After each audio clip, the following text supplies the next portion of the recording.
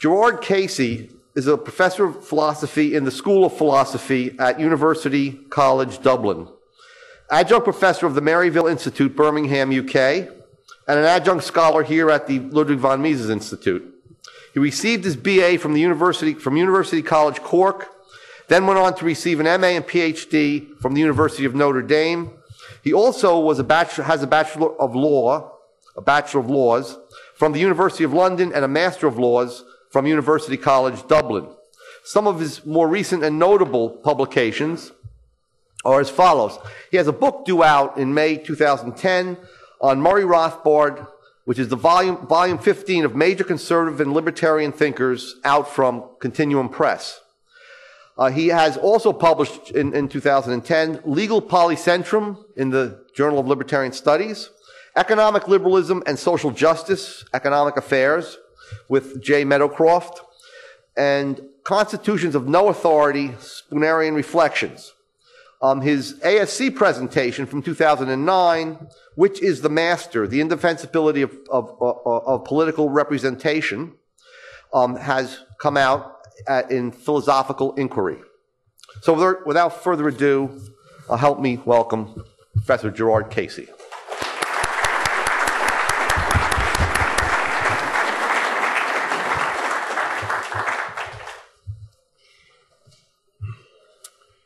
So I'd like to begin by thanking the Mises Institute for the invitation to deliver this New Church lecture in religion and economics. It's really very gratifying to be asked to speak to such a congenial group of like-minded people. As my academic mentor, the late Ralph McInerney, recently deceased, said once about the Fellowship of Catholic Scholars, it's nice to be part of a group where you don't always have to begin from scratch. Okay. So I feel like that about the ASC. And though there is no party line to which everyone has to adhere here, indeed the differences of opinion at this conference are both instructive and entertaining. The palpable and sort of red-blooded commitment of all the speakers in attendance to liberty is refreshing and exhilarating. After 3 days of this conference, I attain a kind of natural, non-chemical high. So much so that one of these days I'm going to attract the unwelcome attentions of the authorities as I go through. Now, the bad news. The bad news is that there are no pictures. Okay, so sorry about that. The title is wrong. So the title was for another paper which I haven't written, and this paper doesn't have a title. So we have a slight mismatch and so on.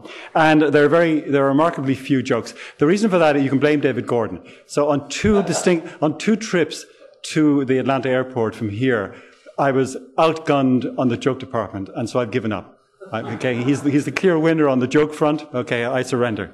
Okay, David.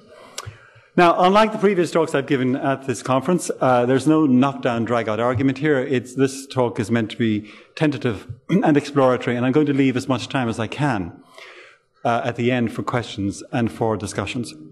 In fact, I feel a little bit confessional. It's almost like I'm sort of at an AA meeting. You know, my name is Gerard Casey, and I'm an Austrian.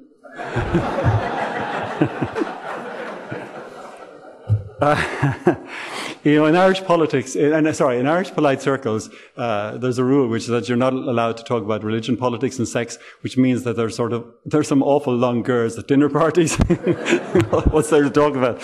But anyway, so I'm going to range over a number of topics. Did I say something about not telling jokes? I better stay with it.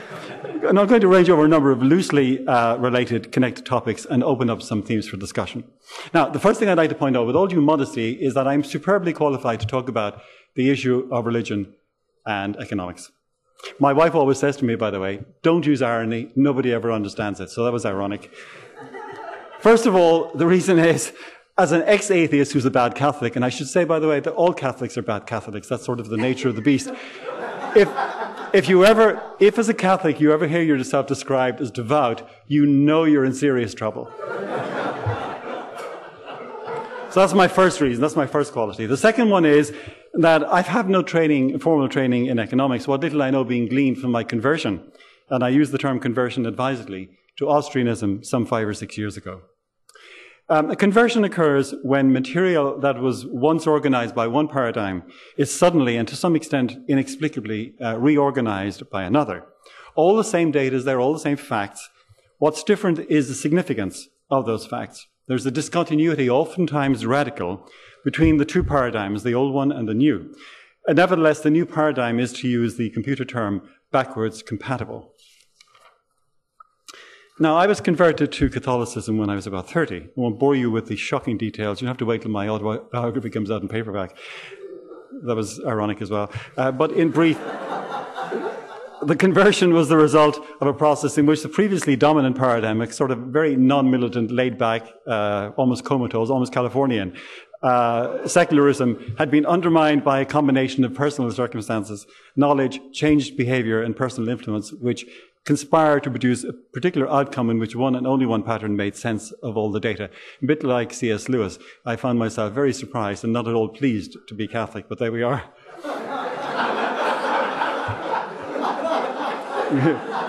It really sort of crabs your lifestyle, so I could say. But anyway.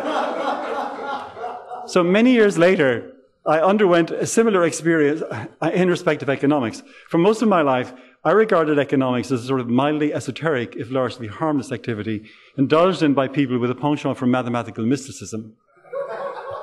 I was broad-minded. It wasn't that I wasn't that way inclined myself, but so long as they didn't frighten the horses, I was prepared to tolerate these arcane activities in others. And a friend of mine went to Germany on a sabbatical. Now, he knew I was interested in money, not just the perennial fact that I never seemed to have enough of it, but in the very notion itself. And he brought me back, little did he know what he was starting, he brought me back a copy of Mises' Theory of Money and Credit. Now, if you had to advise somebody where they were going to start, all right, this is not the place. Now, I don't have to tell you, all right, that this book is not exactly an airport novel, readable in one sort of large gulp. Most people presented with this work as their introduction to economics would have had a sort of minor heart attack. The effect on me, however, was mildly electric. Here, for the first time, was an explanation of the phenomenon of money, which not only made sense to me, not that it explained why I didn't have enough of it myself, but which made sense to me, but which had a ring of necessity to it. Not merely plausible, but convincing. I quickly acquired most of Mises' other works and started to read Human Action. Now, if the effect of Theory of Money and Credit was mildly electric, the effect of reading Human Action was like being strapped into the electric chair and receiving 25,000 volts. I got so excited reading this book, particularly the methodological section, the one that sends most people to sleep, right? Up to page 142, I even remember the page, that I sometimes had to put the book down and walk around the room to cool off. Now, most books that produce that effect on people have a different content. Okay.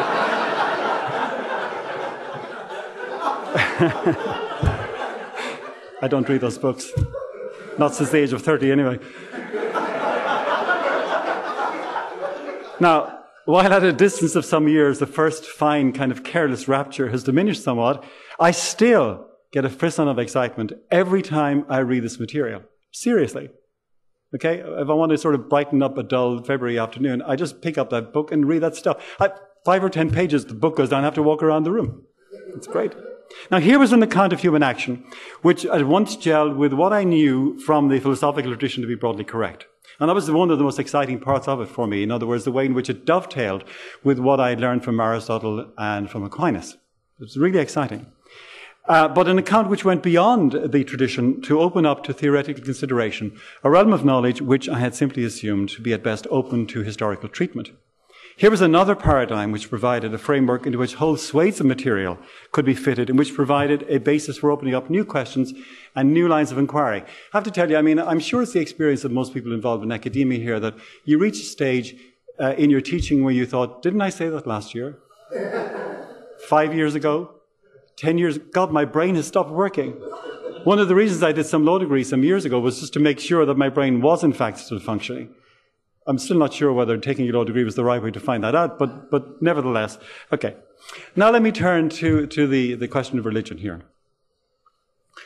Without perhaps ever explicitly realizing the fact, we tend to assume that religion by its very nature has something to do with God, and moreover with a God who has a certain relationship with the universe. And while the religions, I beg your pardon, and while the religions that we in the West know best, Judaism, Christianity, and Islam, all follow this pattern, not every system of belief that is commonly recognized as a religion, in fact, does. Confucianism, for example, has at best a shadowy conception of a transcendent realm, which he calls Tian, as in Tiananmen Square. And by the way, Confucius advises us, I like Confucius, he says, have as little as possible to do with this realm. Okay, don't mess with it.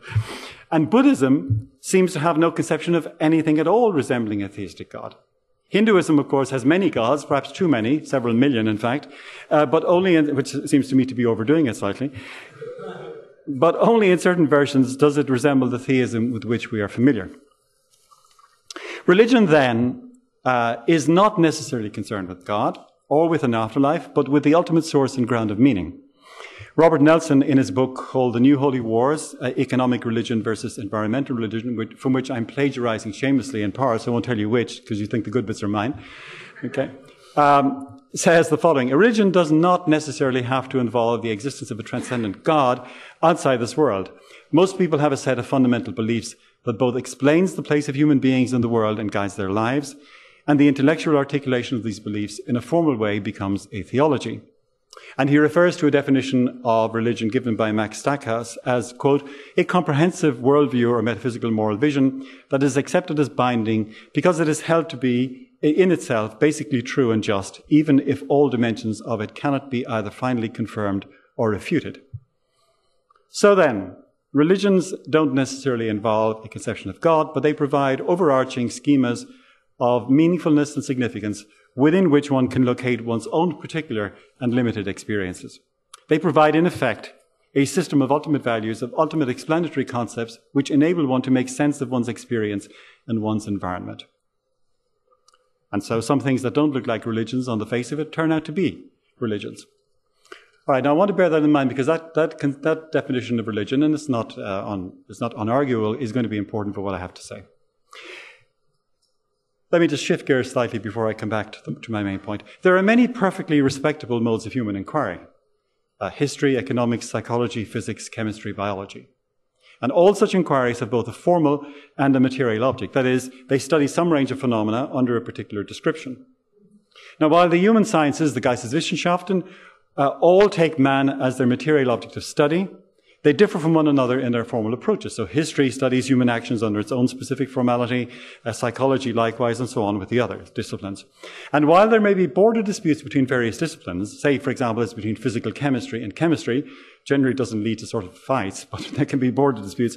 For the most part, each discipline is reasonably clearly circumscribed, and so they can coexist peacefully. Here as elsewhere, good fences make good neighbours. I don't know if good neighbours make good fences, but certainly it operates the other way around. Each mode of inquiry is intrinsically circumscribed both by its material and by its formal object. If a chemist, for example, starts measuring the reaction times, not of chemical substances, but of the experimenters in his lab, then he's no longer doing chemistry. He's doing psychology. It's important to realize this. Now, disciplines tend to have imperialistic tendencies, that sometimes find expression as sort of lust for expansion, a kind of desire for Lebensraum. So it's been said that to a man with a hammer, everything looks like a nail. And as father of 3 engineers, I tend to believe that engineers tend to perceive the world as a set of problems requiring technical solutions. Okay? And likewise for other practices. You know the way when you buy a car, okay? The roads are full of that model. Suddenly there are millions of them out there. You see them everywhere. Okay, similarly, when you have your own particular discipline, everything, seems to be, beware of going to a doctor who specializes in a particular disease. You may have that disease. Lots of people tend to have that. Anyway, so when a particular discipline aspires to universal domination, it ceases to be that discipline. It has given up any claim to empirical grounding, and it has become, in fact, an ersatz religion in the sense in which I've sketched above. Thus, history can become historicism.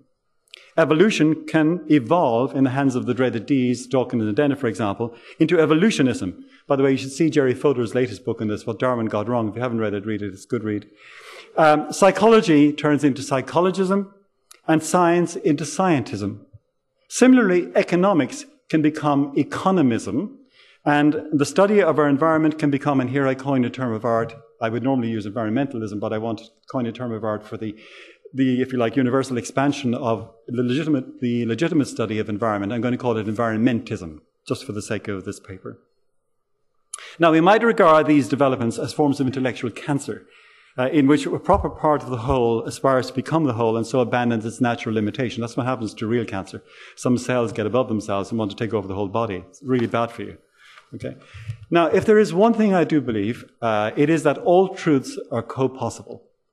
Despite this, it is still possible for one to experience certain elements of cognitive dissonance in one's epistemic commitments, and this is a spur to further inquiry. So many of the topics that are dealt with in discussions of religion and economics have to do with areas of possible overlap in which it appears that one's religion dictates X when one's economics dictates not X. If you subscribe, as I do, to an authoritative, if you don't believe in it, authoritarian, authoritative religion, this can be a particular problem. Okay, if your commitments are to a religion that is historically tends to be marked by resistance and revolution, then you probably have more scope. So I'm not saying these areas are only problems for Catholics, but Catholics seem to experience them in a particular way. Sometimes the overlap can be represented then, if you like, as an overlap between religion on top and then economics underneath, or sometimes in a sort of tripartite between religion, economic, ethics, sort of more or less on the same level, and then economics underneath, sort of vertical relationship. Now, much good and definitive work has been done along these lines, not least by Dr. Thomas Woods in his superlative book, The Church and the Market. Again, if you haven't read it, do. If better still, buy it and read it. The book is downstairs. I saw it, so do that. I get a kickback from tomorrow, right? I don't, actually. The history of the 20th century is in part a history of the rise and fall of a variety of secular, or what I'm going to call intramundane religions: Marxism, fascism, National Socialism, Freudianism, secular humanism, evolutionism, and the latest fashionable intramundane religion called environmentalism. I'm going to look at this in a bit more detail. So I'm going to look at economism and environmentalism, where economism is the standard neo-orthodox school understood as the ideological wing of the progressive political movement. Okay? And environmentalism is the elevation of environmental issues to the status of unchallengeable religious dogma. It's important to note in this context that the relationship between religion and economism and religion and environmentalism, and religion here now used in the sort of standard way in which we use it, is not the vertical relationship I've talked about earlier, but a horizontal relationship between competing religious frameworks. Right? So it's not one over the other, but they're all now starting out, if you hear, on the same level, because they're all making the same claims to universal domination. Despite the emergence and the burgeoning of the intramundane religions, it's, I think, interesting to realize that even in a rapidly expanding post-Christian world, our thoughts and experiences are still shaped by our Christian past. So much so that we are hugely influenced by it, even though largely unaware of this continuing shaping. Again, as Robert Nelson just mentioned, puts it, economic and environmental religions are secularizations of the core messages of Christianity. Unquote. The power of potential civic religions such as feminism or left Puritanism, nowadays the dominant civic religion is, as I said, the not-so-jolly green giant, is that they claim to be tolerant while being every bit as totalitarian and oppressive as any of more traditional religions has ever been, assuming that to be correct, for the sake of the argument. Rothbard, interestingly too, believed that society must, of necessity, have some overarching set of constitutive beliefs. If it is not one set, it will be another. He said, some religion is going to be dominant in every society. If Christianity, for example, is scorned and tossed out, some horrendous form of religion is going to take its place, whether it be communism, New Age occultism, feminism, or left Puritanism. I have to tell a joke. Okay, a man is walking down the street of Belfast late at night and he feels a gun pressed to the back of his head and the voice goes, Catholic or Protestant? And he thinks rapidly and he goes, atheist. And there's a moment's baffled silence and then the voice goes, Catholic atheist or Protestant atheist?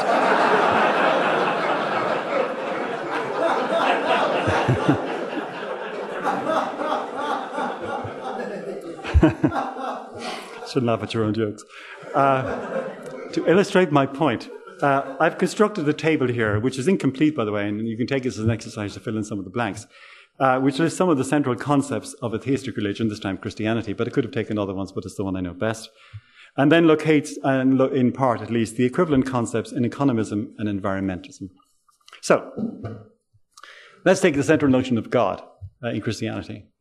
For me, the corresponding notion in environmentalism is, well, nature, or the planet. Described in Earth First, for example, as Earth is the goddess and the proper object of human worship. What would it be for economism? The answer is, well, the government. Okay. Sin. Well, for environmentalism, it's consumption or pollution.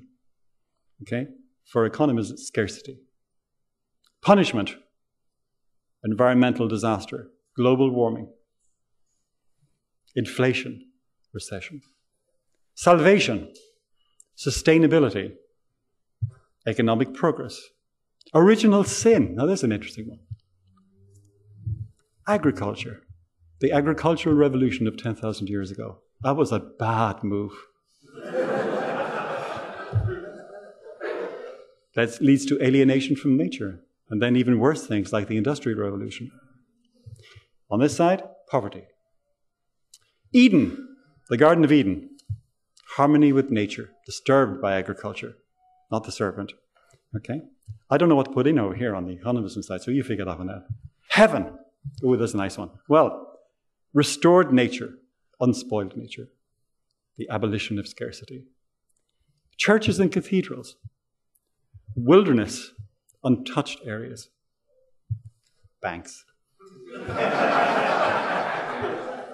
The Bible. I don't know what to put over here. Right? Samuelson's Economics. Already getting honorable mention earlier today. The priesthood or the Pope? Well, I don't know who to put in for the priesthood over here on the environmentalism side, but certainly Al Gore gets the Pope. Right? There's no question about that. And economists at large, okay, constitute the priesthood over on this side. Latin as a hieratic language, well, I don't know what to put over here, maybe gobbledygook. Mathematics, clearly, and so on. Indulgences, this is a nice one. I don't know what to put over here for the economists, right? But carbon offsets go over here. Right, and so on. So you can have a lot of fun with these. So if anyone wants to help me out with the blanks, feel free to do it. We could even construct, I hope nobody will take this in ill part, it's not meant to be blasphemous, but we could even construct a sort of creed for this. Now, I only had time to sort of sketch out the first few words. So here would be this sort of environmentist creed. You have to do one yourself for the economist creed, and you have to fill in the blanks. So instead of, I believe in one God, the Father, the Almighty, maker of heaven and earth, of all that is seen and unseen, you get, I believe in the unity of nature, or Mother, the all-encompassing, who is heaven and earth. I believe all this is clean and not unclean. Okay, and so on. And you finish off. So the exercise is for you. Now, let me just a few more remarks on this then, just to try and illustrate the point here. Again, I'm not talking about economics operating within its own particular limits, indeed, or in even environmentalism working within its own limits, but the extended and expanded form of both. Nelson writes again in his book, and I quote, economic religion for much of the 20th century exalted human control over nature. Environmental religion today offers a precisely opposite view. And he says the progressive gospel was, quote, there must be a central coordinating intelligence for all of American society, and it would fall to the federal government to fulfill this role. Well, there's a shock and a surprise if ever we heard one. For the environmentalist, again, global warming isn't a technical problem to be solved by appropriate means. It's a sin, right? And sin in religion is non-negotiable, right? You can't say, well, I'll pay a price, and well, what do you need to offset? Sins are not things you can commit. So whenever, I've often discussed, when talking about these things on the radio or discussing them, right, and you say, well, there's ways of solving this, and you have to look, at the cost benefit and so on. Cost benefit, schmutz benefit. I mean, global warming is always wrong. No matter what solution you come up with or what you suggest, it's always wrong. It's always a problem. For some radical environmentalists, indeed, human beings are a blight on the face of the earth. So David Foreman thinks we're cancer, and Paul Watson the AIDS of the earth. Right? And while these are extreme opinions, I suggest that many environmentalists, in the radical sense in which I'm talking about them, have similar sort of views. In fact, environmentalism is probably the last kind of acceptable mode of racism, because it turns out that there are too many people. And when you press people on it, they always turn out to be too many of the wrong kinds of people. Although in polite society, you would never say what those are, but they're not us. Okay, I'll leave it to you to figure it out. Okay. I noticed, by the way, that I was up at 5 o'clock this morning because I couldn't sleep. Well, I slept from 6 last night till 5, and then I was awake, so I worked on this paper. And one of the reasons I'm more incoherent than normal is, A, I'm sleep deprived, and B, I've written all over this paper and I can't read it properly. But I noticed that reading USA Today, they regard, Professor Michael Mann, okay, they report, by the way, without a trace of irony, that Professor Michael Mann, one of the people at the center of the so-called ClimateGate scandal, is being investigated by his university, Penn State, to determine whether his actions, quote unquote, undermine faith in the science of climate change. I couldn't believe that when I read it at 5 o'clock this morning. I thought, there is a God. Thank you. Okay, it fell right into my lap. Okay. Okay, where are we? Oh, yeah. Now, I want to talk about, okay, so when we've seen religion understood in the expanded sense in which I'm talking about it, and environmentalism and economism in the sense in which they are religions, are all working, if you like, on the same plane, jostling each other for positions. Now, there's a strategy here, which is the sort of strategy of positioning yourself in the sort of naked public square, where you portray yourself in your own position as being perfectly clean, and everybody else, if you like, is having dirty hands. And I want to show you how this works in this area. So there's a powerful incentive for each of the secular religions to position themselves as uncontroversial factual positions, when in fact they're imbued with a whole raft of normative and metaphysical assumptions. And Nelson agrees. He talks about, quote, the powerful normative assumptions and the processes of theological reasoning that underlie the thinking of economists and environmentalists alike. Traditional religions, on the other hand, we are told, must be quarantined, kept well away from polite society, but our secular religions are neutral, uncontaminated by value preferences, and so everyone can be forced to practice them. Of course, the agents of diffusion are the schools. That's how it works. The problems then with religious disputes is that they involve disagreement about fundamentals. The rules of engagement, the description of the problem, the efficacy of solutions, all these are disputed matters. Nothing can be taken for granted. It's a clash of worldviews, or to use the philosopher R.J. Collingwood's term, clash of absolute presuppositions. And so the sort of non-religion versus religion strategy, in other words, what you've got is religion, but mine is just an ordinary factual position, is in fact a version of the no position position. It's a rhetorical attempt to win the argument before the argument even starts. In fact, on this level, it's one religion against another, so there cannot be a neutral position. No one can claim neutrality. Now, slight change of gear here, and sorry for the incoherence. This is probably down to my mental confusion rather than simply tiredness. Many traditional heresies involve an attempt to eliminate the distinction between the human and the divine, to make gods of men or to make gods of the natural world, as indeed did the pagan religions against which Judaism and Christianity contended. What we see in environmentalism is a return to paganism, where God or the gods are immanent in or identified with aspects of the natural world. Now, to see nature as God is very different from seeing nature as evidencing or showing forth the glory of God. Celtic Christianity, for example, had a genius for reading nature as evidencing the glory of God. The early Irish monks often saw the glory of God reflected in the beauty of nature, a view captured in an early 20th century poem by Joseph Plunkett. I see his blood upon the rose, and in the stars the glory of his eyes. His body gleams amid eternal snows, his tears fall from the skies.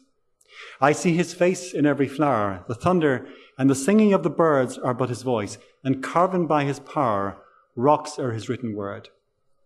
All pathways by his feet are worn, his strong heart stirs the ever-beating sea. His crown of thorns is twined with every thorn, his cross is every tree. And even though that poem was written in the early 20th century by Joseph Plunkett, who, by the way, was shot by firing squad as one of the revolutionaries in 1916, okay, it's very much indicative of if you like, a tradition of seeing God in nature. But for these Christians, if traces of God could, as it were, be seen in the world of nature, they were quite clear that nature was not, repeat, not God. This is the genius of the Judeo-Christian, and indeed, subsequently, the Islamic tradition. Nature, whatever it is not God. Now, common to both economism and environmentalism, on the other hand, common indeed to all intramundane religions, is the belief that heaven on earth is possible. This is probably one of the greatest of all heresies. Right? The kingdom of God, if you're a Christian, is not, repeat, not of this world. For economism, it's progress towards a world without scarcity or approaching that world, while for economists, it's a return to Eden, to a world either without man or with a significantly reduced human population. Environmentalism, in the end, then, is a kind of atavistic romanticism, a back to nature, return to Eden, to the myth of the Golden Age. Now, in this final section, I want to again change gears once more. I hope that you'll have many questions and maybe we'll knit up some of these perhaps somewhat diverse themes. I want to talk about the current crisis from the perspective of economics and religion. The current global financial crisis that began in 2008 has been widely touted as evidence of the failure of what the popular press and electronic media like to call unrestrained capitalism. Yes. Writing in Barron's in March 2009, Randall Forsyth noted wryly, quote, "Will capitalism survive?" was the question before the lunch table on Wednesday. "It hasn't been tried," I replied. At least not since the McKinley administration, and certainly not since 1914, when the Federal Reserve started operations in earnest. And again, I'd like to draw your attention to the fount of all wisdom. What's that paper I was reading again this morning? I've forgotten the name of it now. That shows you how tired I am. USA Today, thank you very much. Again, in USA Today, it's reported without irony, okay, that, quote, "two top economists worry that Washington is wasting the financial crisis, squandering a chance to prevent a repeat of Wall Street's 2008 meltdown." Notice, it's not wasting money or resources or your future, it's wasting the crisis. I couldn't believe this again. I thought, there is a God, and he loves me. Thank you for two good quotes from USA Today. Simon Johnson, and who else, Joseph Stiglitz, chastised policymakers for believing that, quote, "financial markets could police themselves and correct their own excesses." Bring on the state.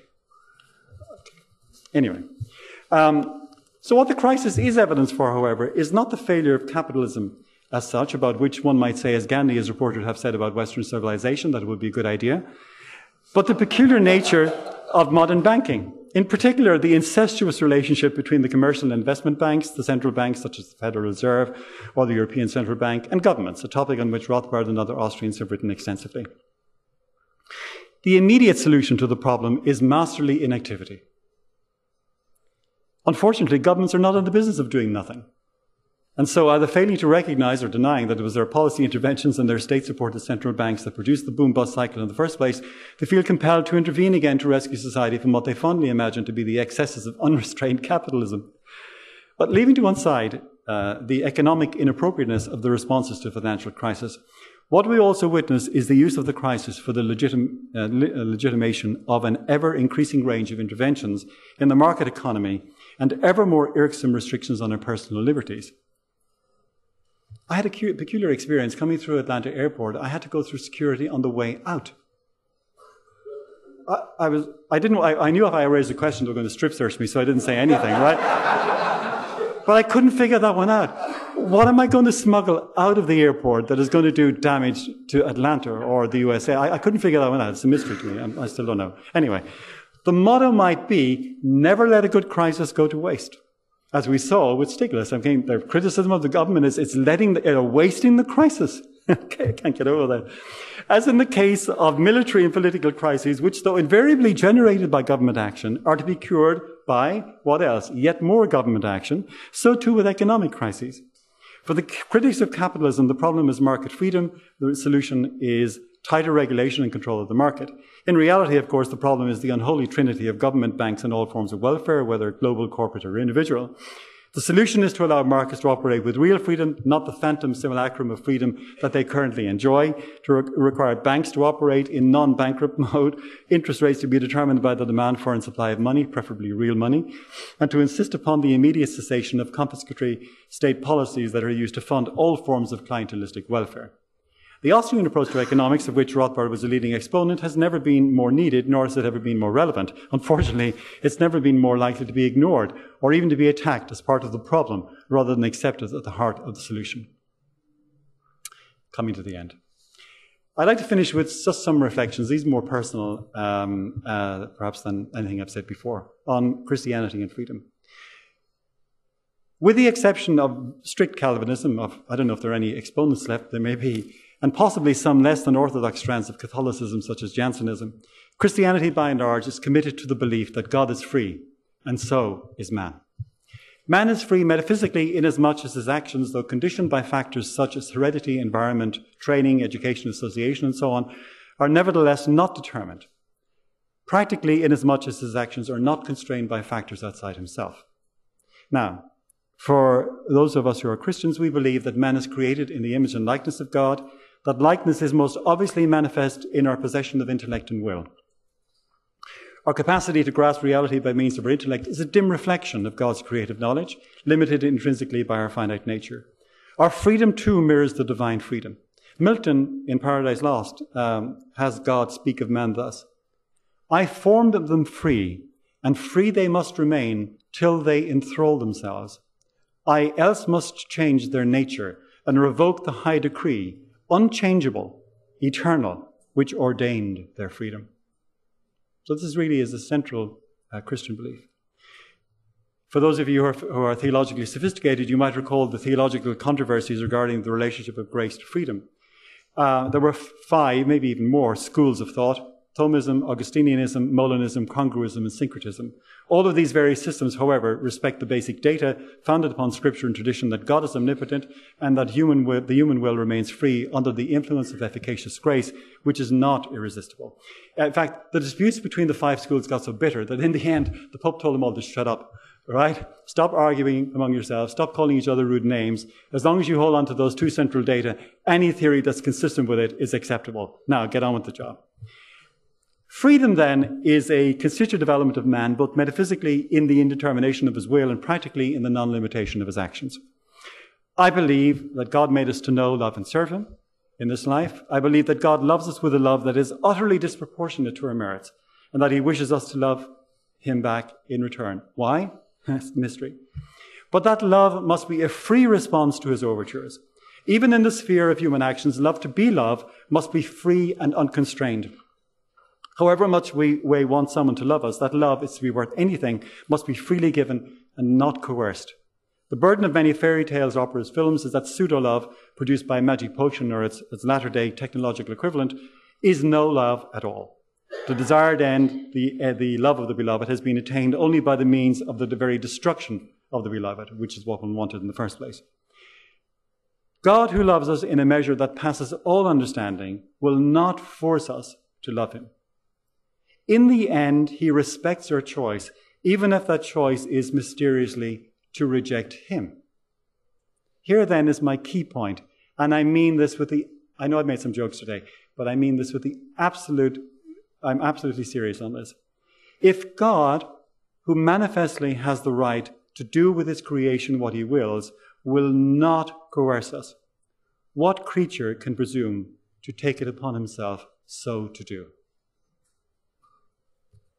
I believe, therefore, that my religion is not only consistent with libertarianism, properly understood, but that in fact, and here I'm pushing the boat out a little, it actually entails it. All right? That should start some fights. Okay. So let me then finish. Given the commitment to liberty, then, that lies at the heart of my religious beliefs, and the commitment to the core truths of Austrian economics demanded by reflective rationality, if all truths are compossible, then there can be no fundamental conflict between my religion and my economics. There may be apparent conflicts, but I know a priori that those apparent conflicts are indeed apparent. As Rothbard recognized, some, perhaps many libertarians are libertines. And libertinism is in conflict with my religious commitments. But libertinism is not a necessary consequence of libertarianism, any more than statism is a necessary consequence of religion. In reflecting then on the supposed quarrel between religion and science, to take an example from the past, is exemplified in the dispute between Galileo and the Church. It was said that religion teaches us how to go to heaven and not how the heavens go. So religion does not teach us how the heavens go, and it doesn't teach us how chemistry goes, or physics goes, or economics goes. That's not its job. Mark Twain once noted that rumors of his death had been greatly exaggerated, and we can say the same for the supposed quarrel between religion and economics, provided that religion allows for the reality of human freedom. The quarrel between them has been much exaggerated. Thank you very much.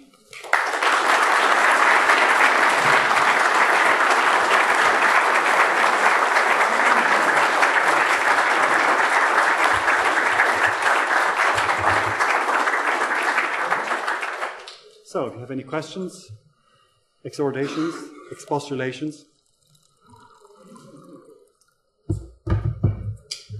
Yes?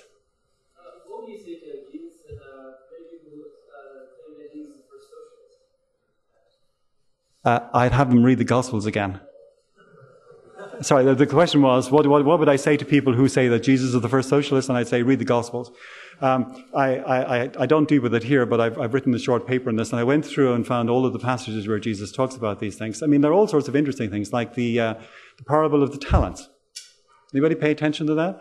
Okay, so one guy gets 5, one guy gets 2, and one guy gets 1, right? And the guy who gets 5 has to go off, and he turns up with another 5. I hope I got it right, so correct me if I'm wrong.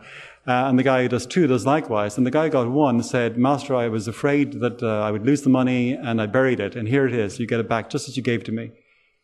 And what does he do? Gets a pat on the back? No, he gets a kick up a certain part of his anatomy until he didn't do his job. Now, hang on a second. There's a presupposition in this parable, right? Which is, you got 5 talents? You better go use them. Don't let them sit there. Find some entrepreneurial activities and go make some money. Right? How does that square with Jesus the socialist? Right? How about the parable of the workers in the vineyard? Right? Guy's coming on. He goes for the workers and he says, takes them on with crack of dawn, 6 o'clock in the morning, and says, I'll give you 1 denarius, 1 penny. And they say, great, we'll do that. And they work all day. And then he picks up some more people later on in the day and picks up some more. And then he picks up some guys with just 1 hour to go. And they all turn up. And when the pay time comes, he pays the guys who came in last first. He gives them 1 denarius. So when the guys who were hired first come up, they think, that's great, we're going to get some more money. And they don't. And they complain. And then he says, it's my money. I can do, did I cheat you? Did I break our agreement? Have I not a right to do with my own as I please? So read the Gospels. Say to your friend, read the Gospels, yeah. Since we're engaged in war and terrorism, I always ask these questions about what it was. Can you be a libertarian and a Muslim? Again, versus a worldview, believe in Muslim and individual liberty. Okay, the question is, in the context of terrorism, can you be a Muslim and be a libertarian? Is that correct? Okay. I'm not a Muslim. I can't speak with authority on this. But from the little I know, I'm told, okay, that just as in Christianity, there are very different views and very different understandings of what is required. Okay, so I once was at a conference in Switzerland, and there was a chap there from Morocco who gave a paper in French, which I was struggling to figure. Okay, but I thought I understood most of it. And at the end of it, I said to him, I found that very interesting. Could you say those things in Morocco? And he said, no. And I said, well, come and talk to me when you can. So I don't know.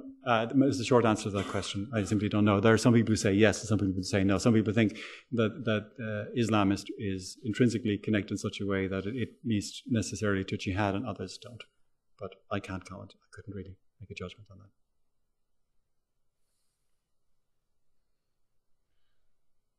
Yes? How would you separate economism from Murray Rothbard's fusion of positive economics with normative ethics, natural rights, that kind of thing? So at what point does it become sort of too all-encompassing? Well, okay, in Rothbard's case, it's quite clear that I mean, if you look, for example, in Power and Market and the chapter in there, what he's doing in there, the normative ethics doesn't come in. There. When he wants to do that stuff, he waits until he gets to the ethics of liberty. And then he's quite clear about it. Okay? So it's an add-on. And so when he's talking about, even in the context of ethics, when he's talking about, he makes a clear distinction between the requirements of justice on the one hand and a fully developed ethical life. It's interesting, by the way, that this is actually what you find, despite the fact that Rothbard was extremely, extremely critical of Adam Smith, this is what you find in the theory of moral sentiments. This is Smith's idea in theory of moral sentiments. In other words, requirements to think justice are the things that are demanded of you by all, simply by virtue of your being human. They are things you may not deny to anyone and which you must require of everybody.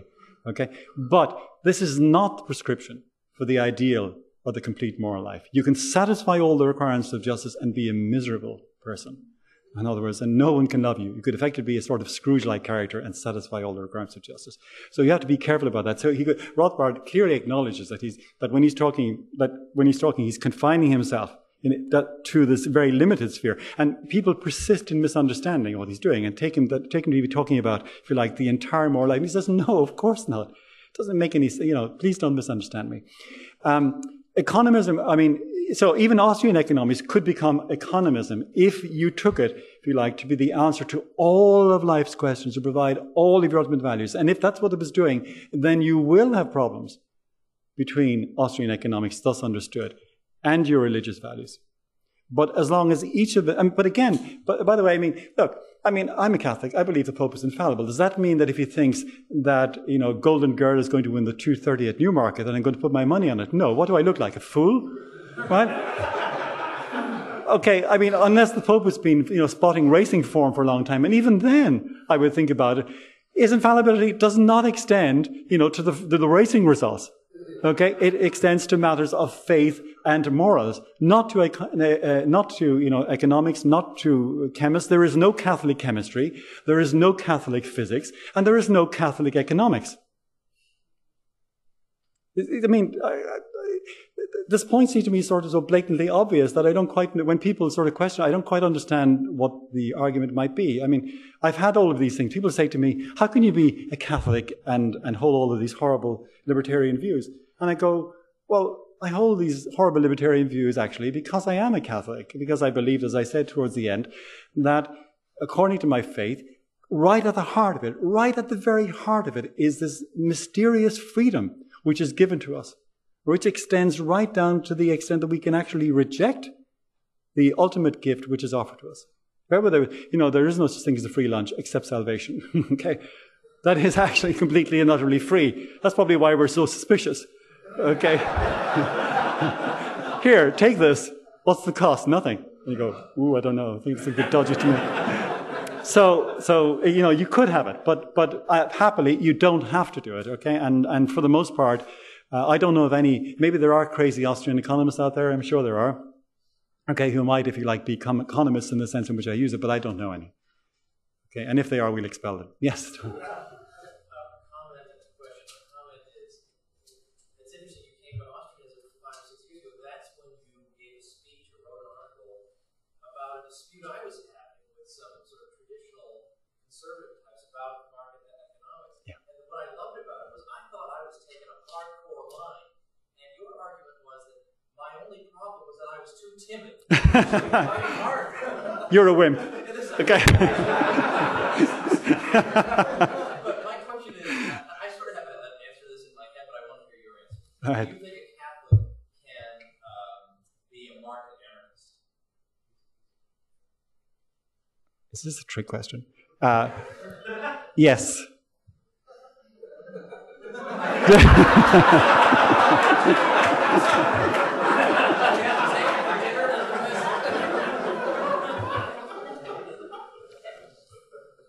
Well, the short answer is I'm a Catholic and I'm a market anarchist, so at least in one person. Now, whether that doesn't answer the question, whether it's coherent or not, I don't mean to be frivolous. No, seriously, yes, I think so. I don't quite...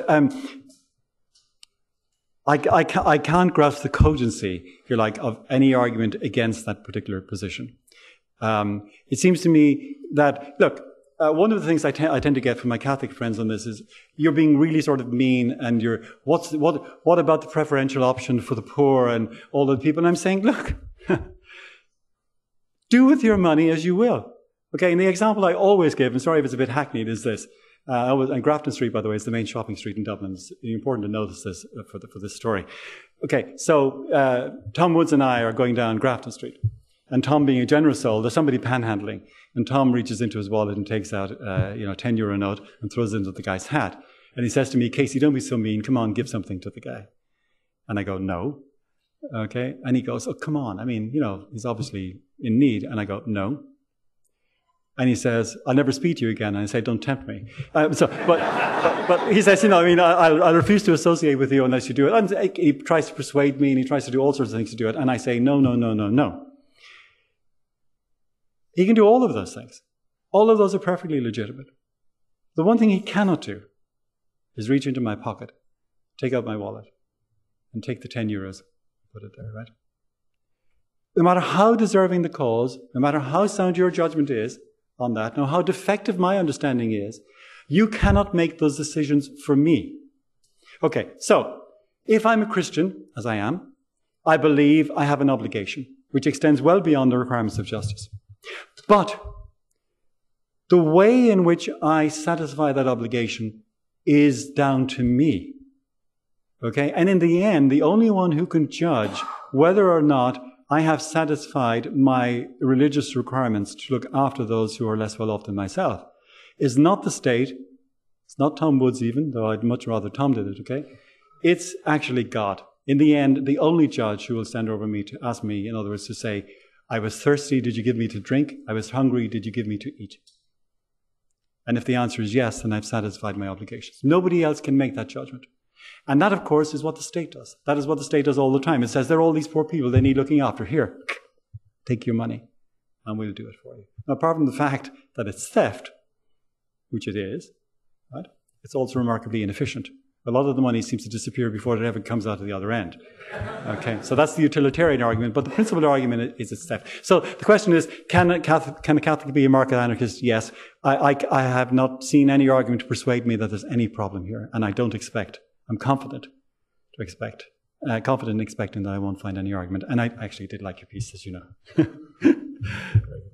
Yes.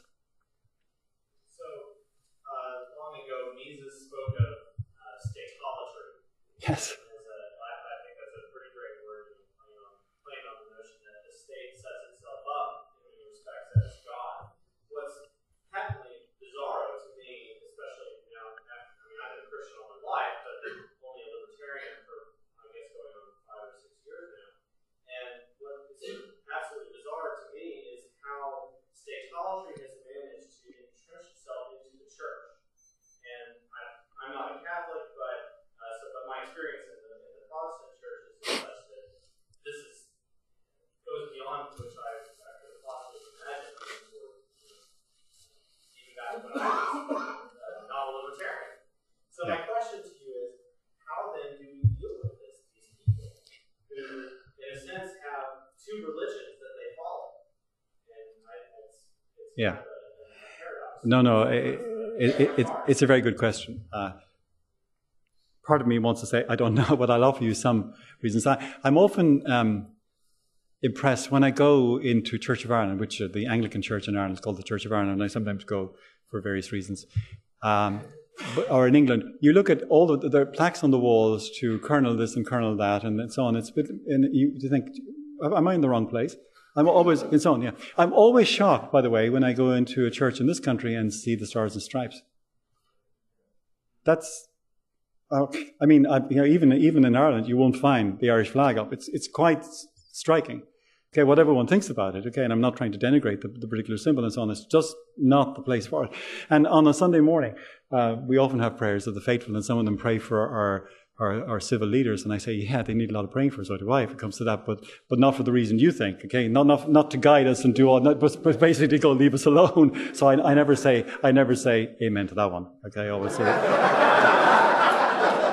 I always opt out of that one. So, but can I come back to the main point? It's how entrenched the statolatry is. It is absolutely amazing. I'm teaching several courses now. I've sort of come out of the closet as a libertarian and shocked all my colleagues and students. And they can't quite believe that I'm serious, but I am. And the protestations always begin with "but." Right, when I say something, but, and then you have something offered. It's so obvious. Like, what would you do about roads? What would you do about schools? What would you do about this? And I say we have answers to all of these things. In fact, we had schools before we ever had the state doing it. We had roads. All of the roads were private. All the rails were private, and so on. And they go, but. And of course, Rothbard's point in most of his works is just that, in other words, the ideological imprinting of this from the earliest age is so deep that even when you convince people by arguments, the kind of cobwebs that still remain allow it to remain in position. And so once they leave your baleful influence, okay, it reasserts itself. They kind of go, oh, it's crazy. It's a sort of mental storm. All right, ladies and gentlemen, thank you very much. We've finished.